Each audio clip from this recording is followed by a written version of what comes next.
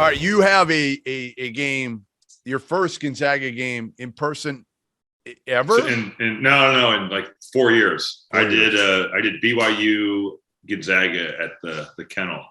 Sweet place. Great. Kennel's great. Yeah, it's a good spot. So this is my first game of theirs since then.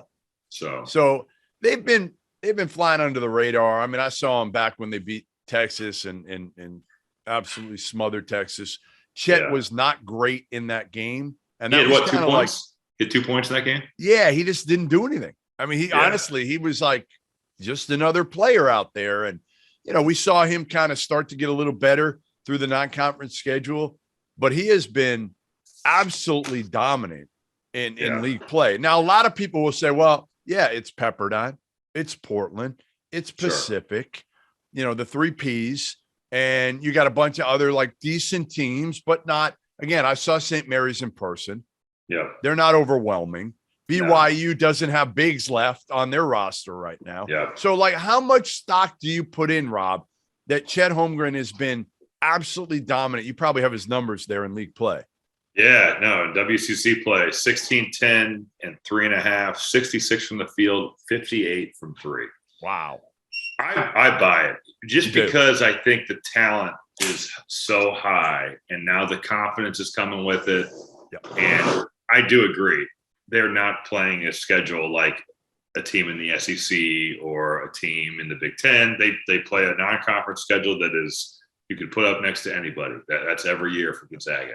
But I do buy the fact that the stuff he's doing, it translates. So he'll see a level of physicality, I think, with some different teams that maybe he's not seeing right now. But, 73% transition, 1.5 points per possession. Listen to this. This is crazy. He's shooting that in transition. You know what his adjusted field goal percentage is in transition with the 3 factored in? 93%. Wow. That's incredible. Because he's shooting such a high clip he shoots trail threes and transition threes.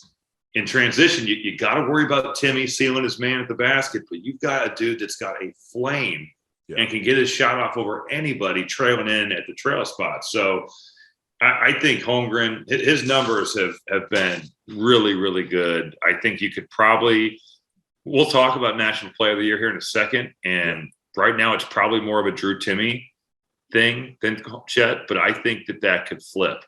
Well, it's going to hurt them both that they're playing together. No doubt, almost but hurt I each think other's numbers. Agreed, but I think that with the way that Chet is playing, if he continues to do that, he will find his way into the National Player of the Year conversation. And they're perfect for each other.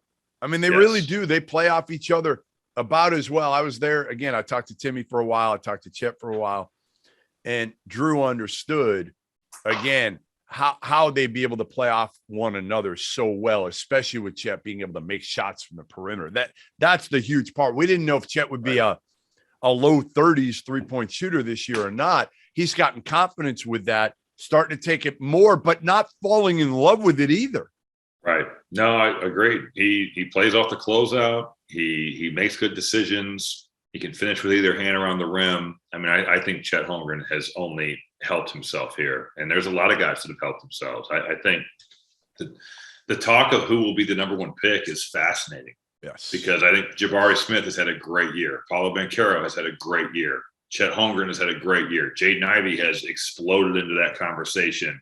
I think that you could go a lot of different ways. And there's a lot of crazy talent in this draft at the top end. And we haven't thrown the name, and I don't know if he'll be in the draft, but Shaedon Sharpe, the kid who enrolled early at Kentucky, is not playing this year, which would lead me to believe that. I would think that then he'll play next year, right? You would think. Otherwise Cal's not holding him out. Right. He's going to play him this year. So in his mind, yes, I think Cal's thinking that way. But when it comes down to it, and an NBA agent tells this kid, hey, you're going to be a top 5 pick, which I think he would be. Yeah. What does he do then? I guess it would be, is your mindset, I want to be the number 1 pick. Correct. Which I think he could be. if he, especially with a half a year under his belt of learning the system, knowing that your classes, just being adjusted. I think it's a brilliant move on his part. Come back next year, be the best player in the country, and maybe be the number one overall pick. I absolutely agree with you. So, to me, what's the worry about Gonzaga now? When you watch them and you look at them, you say they got a point guard who knows how to just get people the ball. Can play. They got you didn't shooters. even talk about Chet's defense, Rob. You didn't even talk about that yet. No, I know. And he is crazy. I mean, he's altering so many shots, and I think he's blocking over 3 a game. He impacts the game at both ends in such a So what do you worry about? Because I worried about the perimeter shooting when I saw him against Texas. And Bolton's shooting 46. Nemhard has struggled lately, but is 33. Strother's 39. Holmgren's 46. They're a really complete group. They really guard you. I think their last 7 games, they're giving up 59 points a game. I guess I would say I worry a bit about if Timmy and Holmgren were to get in foul trouble, you're throwing out and you're going against a big team. Yeah.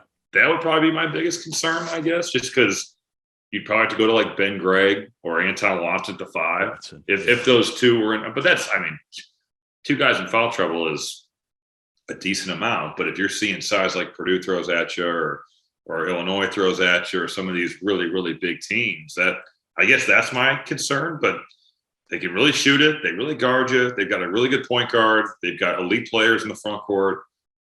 There's a reason they're one in the AP poll, one in the coaches poll, one in the net, and the number 1 overall seed in the Nardi's last bracket. They're a very complete group. And I will say, even when these dudes leave, when Rasheer Bolton moves on, when Andrew Nemhard moves on, dude, Hunter Salas and Nolan Hickman are studs. They hardly play.